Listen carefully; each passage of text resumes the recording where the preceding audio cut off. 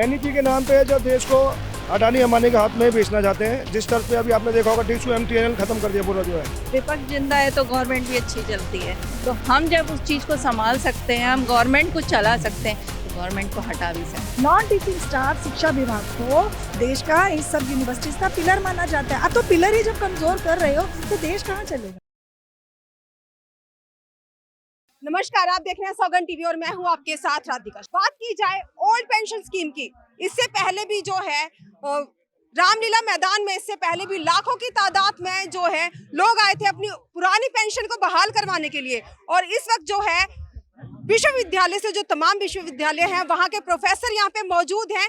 उसी मुद्दे को लेकर 2004 में जो है पुरानी पेंशन बंद कर दी गई थी, जिसकी वजह से जगह पे नई पेंशन शुरू हुई थी। तो आइए जान लेते हैं, बात कर लेते हैं क्या उद्देश्य है आज का जो इनका धरना है उसका। क्या कहेंगे सर, क्या उद्देश्य है? हमारी 3-4 डिमांडें हैं जो आज हमारा जो अखिल भारतीय कर्मचारी महासंघ ने जो आज धरने का आंदोलन किया है।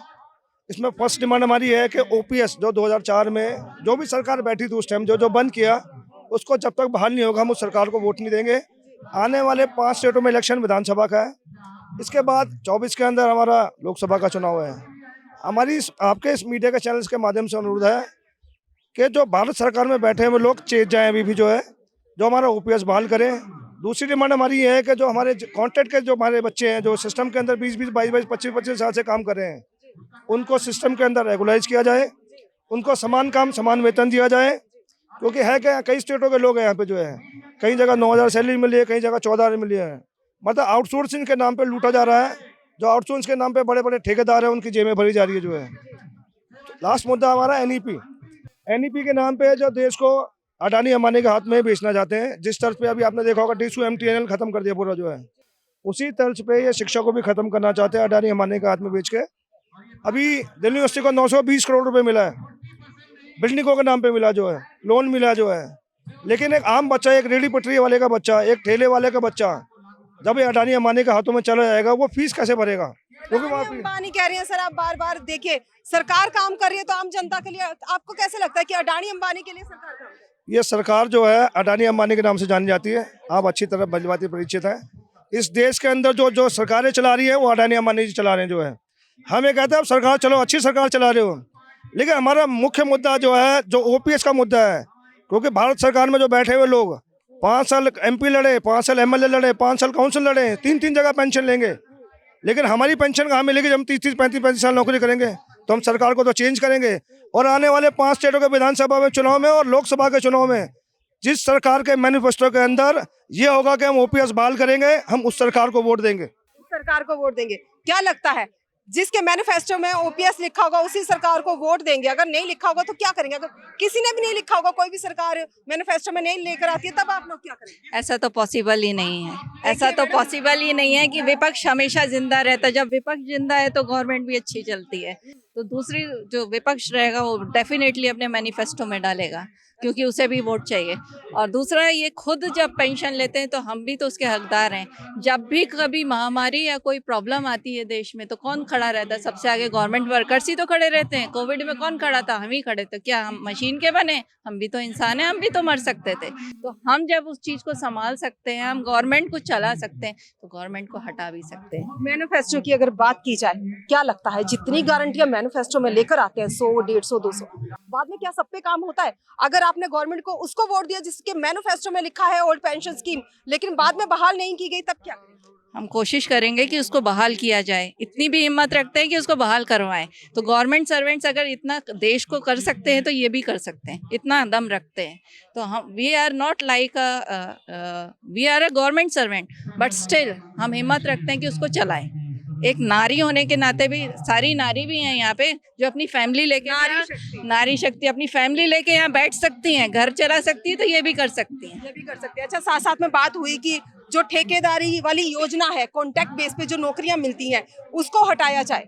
तो जो ठेकेदारी का प्रावधान है वो तो केजरीवाल जब आए थे सत्ता में, अगर दिल्ली की बात की जाए तो उन्होंने बोला था कि मैं हटाऊंगा, तो कहीं ना कहीं फेल है। उसके लिए क्या? हम लोग दिल्ली सरकार में नहीं आते हैं, हम लोग सब मिले जुले हैं, सेंटर में हैं, यूजीसी में है, दिल्ली सरकार में है। जो ये पॉलिसी है वो तो सेंटर में ही बनती है ना। जब सेंटर में ये पॉलिसी बन जाएगी तो ऑटोमेटिकली दिल्ली सरकार भी उसको करेगी। और वो मेरे हिसाब से जितना मुझे नॉलेज है, केजरीवाल जी ने एनडीएमसी वगैरह में ठेकेदारी को हटाने की प्रथा को जो है शुरुआत कर दी गई है।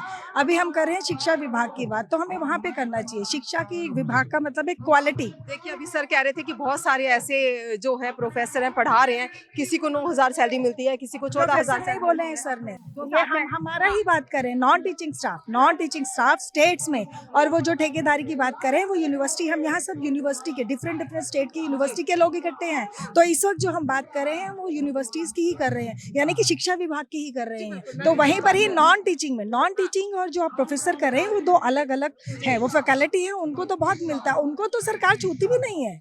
बुद्धिजीवी कहती है उनको तो, और हम क्या बुद्धिजीवी नहीं है? हम बिना पढ़े लिखे आ गए हैं क्या? उनको तो अगर उन्होंने प्रमोशन देना है, 15 साल बाद भी प्रमोशन दिया तो 15 साल का एरियर लाखों करोड़ों में दे रहे हैं। और अगर हम लोगों को 15 साल बाद अगर वो दे रहे हैं तो जिस दिन उन्होंने दिया है सरकार उसी दिन से देगी। और जबकि हम लोगों की सैलरी बहुत कम है, उन लोगों से 1/3 भी नहीं मिलता है, पर वो भी देने में सरकार हमारे जो अलाउंसेस है काटे जा रही है। बोनस हमें कितना देती है सरकार साल में? 6,000 7,000 रुपया। लेकिन जब से ये वाली सरकार आई है, इन्हें वो बोनस इतना खला, 2014 में आने के बाद इन्होंने हमारा वो बोनस भी बंद कर दिया कि ऑटोनोमस को नहीं दिया जाएगा, सेंट्रल गवर्नमेंट के एम्प्लॉयज को दिया जाएगा। क्यों? हम क्या काम नहीं कर रहे हैं? हम तो पिलर हैं। नॉन टीचिंग स्टाफ शिक्षा विभाग को देश का इन सब यूनिवर्सिटीज का पिलर माना जाता है। अब तो पिलर ही जब कमजोर कर रहे हो तो देश कहाँ चलेगा? सरकार क्या लगता है 2014 के बाद जिस तरह से बदलाव आए हैं शिक्षा नीतियों में, जिस तरह से बोला जा रहा है, अनाउंस काटे जा रहे हैं, और साथ साथ में जो बोनस है वो भी कहीं ना कहीं जो कट किया जा रहा है, क्या कहेंगे? मैम ये लोग एक्चुअली ना डिवाइड एंड रूल पॉलिसी कर रहे हैं कि सेंटर सरकार को ऊपर रख रही है और ऑटोनोमस को जैसे दूसरा माँ का बच्चे जैसे लग रहे हैं, ट्रीटमेंट ऐसे कर रही है। अच्छा, दूसरे माँ के बच्चे जैसे लग हाँ रहे हैं। जी। क्या लगता है पड़ोसी मुल्क के बच्चे आ गए हैं?